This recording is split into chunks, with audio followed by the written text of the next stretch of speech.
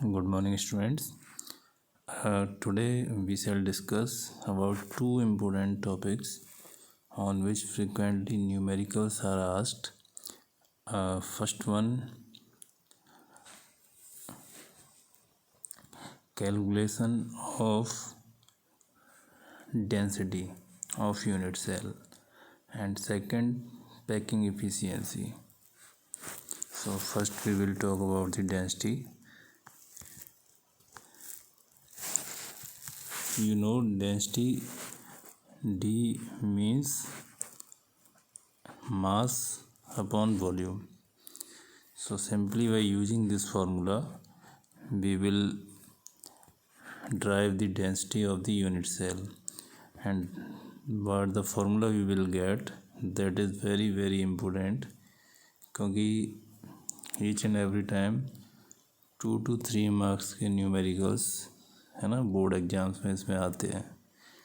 तो देखिए, जब हम यूनिट सेल की डेंसिटी की बात कर रहे हैं तो m क्या हो जाएगा, mass of unit cell, and volume क्या होगा, वॉल्यूम ऑफ यूनिट सेल। अब देखिए, मास ऑफ यूनिट सेल, उसमें दो चीज़ें होती हैं, एक तो number of atoms in a unit cell, यानी कॉन्स्टिट्यूएंट पार्टिकल्स कितने हैं, उसको हमने रिप्रेजेंट कर दिया जेड से। जैसे एफसीसी है तो एफसीसी के लिए फेस सेंटर्ड के लिए जेड की वैल्यू क्या होती है, 4। बीसीसी है, उसके लिए जेड की वैल्यू क्या होगी, 2। ठीक है, तो जेड क्या है, number of constituent particles in unit cell, and M mass of each atoms. ठीक है, इन दोनों वैल्यूज़ को हम पुट कर देंगे। और वॉल्यूम क्या होता है, ए। देखिए, ये हमारा यूनिट सेल है जो कि क्यूबिक फॉर्म में होता है। तो यहाँ पर इसकी 3 आर्म्स होती हैं, फर्स्ट, सेकंड, थर्ड। तो जब तीनों का हम मल्टीप्लाई करेंगे तो वहाँ से वॉल्यूम आ जाएगा, लेंथ, विड्थ, हाइट।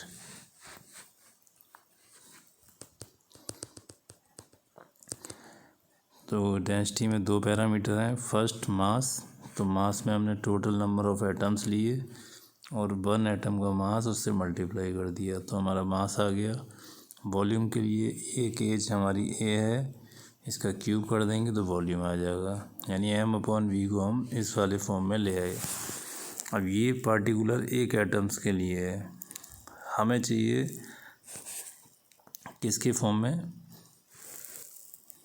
देखिए, mass of 1 atom m, that is equal to gram atomic mass weight upon Avogadro number.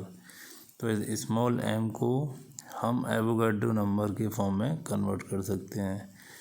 तो हमारी डेंसिटी क्या हो जाएगी, Zm/AQNA। ये हमारा फाइनल फार्मूला है।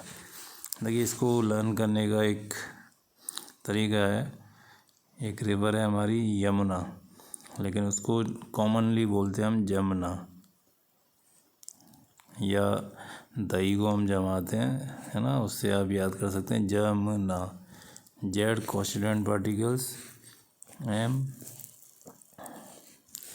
Molecular mass, Na it is Avogadro number, है ना। ये अपॉन में होगा और इसके साथ ए के साथ ए क्यू भी होगा, है ना। ये लर्न करने का तरीका है, और अगर आप समझ गए so that is much better. ठीक है, ये फार्मूला बहुत इंपॉर्टेंट है। नेक्स्ट क्लास में इसके ऊपर हम न्यूमेरिकल डिस्कस करेंगे। सेकंड इम्पोर्टेंट टॉपिक है पैकिंग एफिशिएंसी। पैकिंग एफिशिएंसी का मीनिंग क्या होता है, जैसे मान के चलिए आपके पास एक रूम है ना, और आपके पास कई सारी फुटबॉल हैं, है ना। फुटबॉल्स को आप किस तरीके से उसमें रखते हैं, जैसे आपने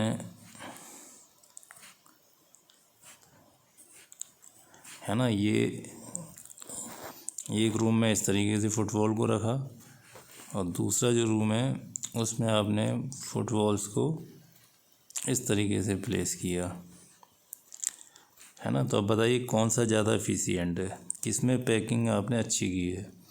पैकिंग एफिशिएंसी का मीनिंग ये है कि टोटल वॉल्यूम कितना है यूनिट सेल का, और उसके अंदर कितने पार्टिकल्स हमने मैक्सिमम रखे हैं। ठीक है, तो ये मोर एफिशिएंट है, ये लेस एफिशिएंट है। ठीक है,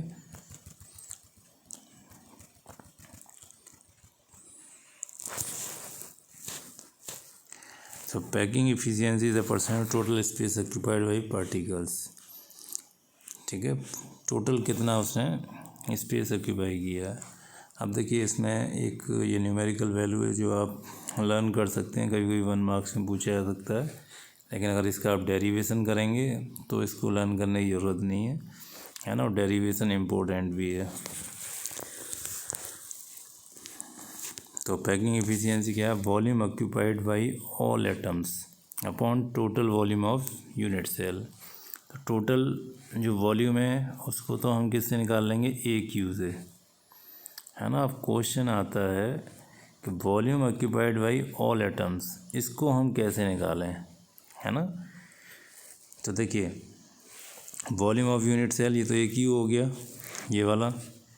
अब वॉल्यूम ऑफ स्फीयर क्या होता है, देखिए जो एटम्स होते हैं यहाँ हम क्या कैलकुलेट कर रहे हैं, इस जगह पर यहाँ पर हम वॉल्यूम ऑफ ऑल एटम्स, तो पहले 1 एटम, और एटम कैसा माना गया है, आइडियल गैस थ्योरी हमने पढ़ी थी 11th में कि कोई भी एटम टाइनी होता है, टाइनी मीन्स स्मॉल होता है, और स्फेरिकल होता है ना। ये उसकी कुछ प्रॉपर्टीज़ हैं, उनमें कोई अट्रैक्शन फोर्स वगैरह नहीं होते। तो जब वो स्फेरिकल होगा तो उसका वॉल्यूम क्या हो जाएगा, एक एटम का 4/3 πr3। और टोटल एटम कितने हैं, है ना, वो भी तो एक क्वेश्चन है, क्योंकि यूनिट सेल हमारे क्या है, सिंपल भी होता है, FCC होता है, BCC होता है ना। कितने टाइप के होते हैं, सिंपल, क्यूबिक, यूनिट सेल और body centred cubic unit cell और FCC, है ना। जनरली ये 3 टाइप्स के, और FCC को ही हम HCB भी बोलते हैं, क्योंकि दोनों में जो कोऑर्डिनेशन नंबर है वो सेम रहता है। ठीक है, तो ये तीनों के लिए जब हम बात करेंगे तो यहाँ पर 1 एटम का वॉल्यूम तो ये हो जाएगा, लेकिन सिंपल क्यूबिक में तो 1 ही होता है, तो इसके लिए तो हम इसको यूज कर सकते हैं। BCC में टोटल पार्टिकल 2 होते हैं, तो 2 को इससे मल्टीप्लाई कर देंगे।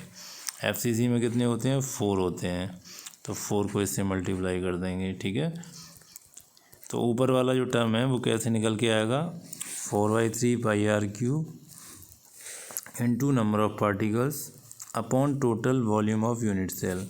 अब देखिए ये वाला टर्म हमारा R में आ रहा है, और जो नीचे वाला टर्म है वो A में आ रहा है ना। ये समझिए ज़रा, बहुत इंपॉर्टेंट यहाँ पर पॉइंट है, अगर ये समझ जाओगे तो डेरिवेशन समझ में आ जाएगा। जो ये वाला टर्म है वो R में है, और ये वाला टर्म हमारा A में है। तो क्या हमारे पास कोई ऐसा है ना मेथड है जिससे हम R को A में या A को R में चेंज कर दें, तो यस, है ना। हमने पहले इससे पहले जो एक लेक्चर हमने देखा था उसमें relation between R and A दिया था, है ना, और वो हमने सबके लिए निकाला था, FCC के लिए भी निकाला था, BCC के लिए भी निकाला था, और सिंपल क्यूबिक के लिए भी निकाला था। उस वाले लेक्चर को आप एक बार दोबारा देखेंगे। ठीक है, जैसे ही आप देखेंगे तो उसके बाद आप A और R को कन्वर्ट कर लेंगे। देखिए जैसे यहाँ CCP FCC के केस में दिया है, FCC में कितने पार्टिकल होते हैं, 4। देखिए 1 पार्टिकल ये इस फेस पर है, दूसरा यहाँ है, तीसरा यहाँ है, ऐसे इनके जस्ट अपोजिट होगा, इसके नीचे होगा, इसके पीछे की साइड, इनके बैक साइड, टोटल 6 फेस पर हैं, और ये कॉर्नर पर भी हैं। ठीक है, ये जो शेप होती है इसको बोलते हैं FCC, है ना, या HCB।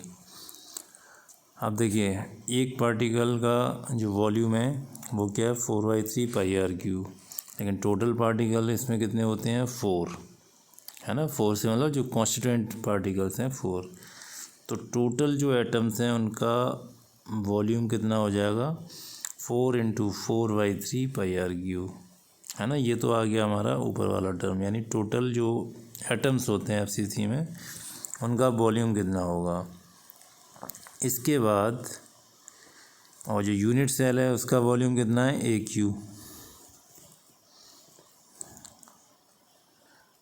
देखिए volume of space occupied by atoms in 1 unit cell, तो ये कितना हो गया 4 इंटू 4/3 πr³ है ना, दिस वन। और volume of 1 unit cubic cell ये हो गया AQ। लेकिन हम FCC की बात कर रहे हैं, तो FCC में A और R में ये रिलेशन हमने पढ़ा था लास्ट लेक्चर में। यहाँ हम इसकी बात नहीं कर रहे हैं क्योंकि पहले हमने डिस्कस कर लिया, उस लेक्चर को आपको देखना है। वॉच दैट लेक्चर, ठीक है, उस लेक्चर को आपको देखना है। जब आप उसको देखेंगे तो ये समझ में आ जाएगा। अब यहाँ से देखिए AQ जो हमारा आया, इसकी जगह पर हम क्या लिख सकते हैं, 2/√2r का होल क्यूब, ठीक है, यहाँ हमने लिख दिया। क्यों लिखा, क्योंकि देखिए ये वाला टर्म हमारा r के फॉर्म में आ रहा है और ये a में आ रहा था, तो इसको भी हमने r में कर दिया, ठीक है। अब दोनों r के फॉर्म में आ गए, RQ से RQ कैंसिल हो जाएगा। इसको सॉल्व करेंगे तो हमारा ये वैल्यू आती है, ठीक है। सिंपल मैथमेटिक्स कैलकुलेशंस है यहाँ पर। और फाइनली हमारी पैकिंग एफिशिएंसी आ गई 74%।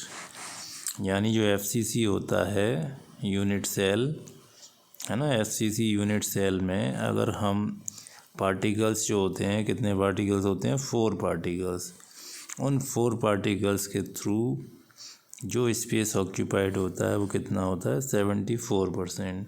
तो कितना उसमें, है ना, अनऑक्यूपाइड रह जाता है, 26%, ठीक है। अब देखिए रिवीजन क्लास है, इसमें मैंने FCC जो सबसे टफ़ है वो बता दिया है। इसी के बेसिस पे आपको 2 और करने हैं। कौन कौन से, एक BCC का, जिसमें देखिए यहाँ पर 2 आ जाएगा और यहाँ पर A और R में जो रिलेशन है वो रिलेशन आपको रखना है, तो उससे वैल्यू आ जाएगी। एक सिंपल क्यूबिक में यहाँ पर तो केवल यही वैल्यू रहेगी क्योंकि 1 पार्टिकल होता है। नीचे A और R में जो रिलेशन होगा वो आपको पुट करना है, ठीक है। तो 2 डेरिवेशन आपको अपने आप प्रैक्टिस करने हैं, ठीक है। Thank you.